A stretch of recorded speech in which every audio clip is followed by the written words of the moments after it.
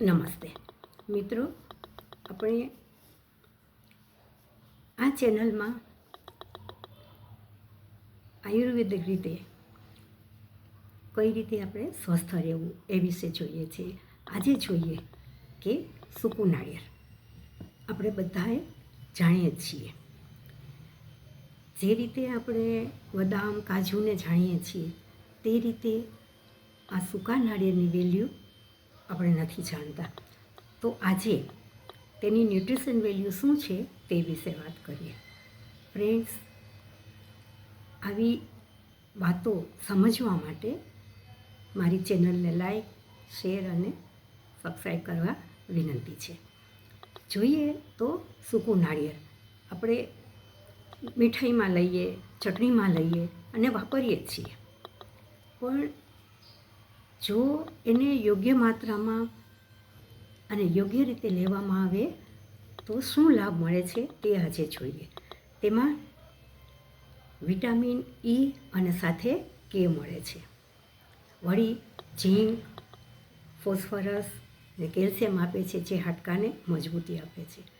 આ નાળિયેર યોગ્ય માત્રામાં એટલે કે દરરોજ ડેઈલી ફક્ત 10થી 15 ગ્રામ આટલા 2 ટુકડા લઈએ અને ખૂબ ચાવીને જો આપણે વાપરીએ, એનું સેવન કરીએ તો પેઢા અને દાંત તો મજબૂત થાય જ છે.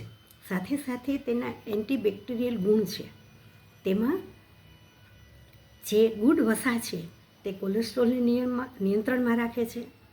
સાથે સાથે પાચન સુધારે છે અને સ્કિન અને વાળને એટલે કે હેરને હેલ્ધી રાખે છે. ફક્ત આટલું ટોપરું દરરોજ કોઈ પણ માણસ સવારે નાસ્તામાં કે નાસ્તા પછી ચાવીને જો સેવન કરે છે તો ઘણા લાભ મળે છે. હવે જોઈએ કે કોઈને ડાયાબિટીસ છે તો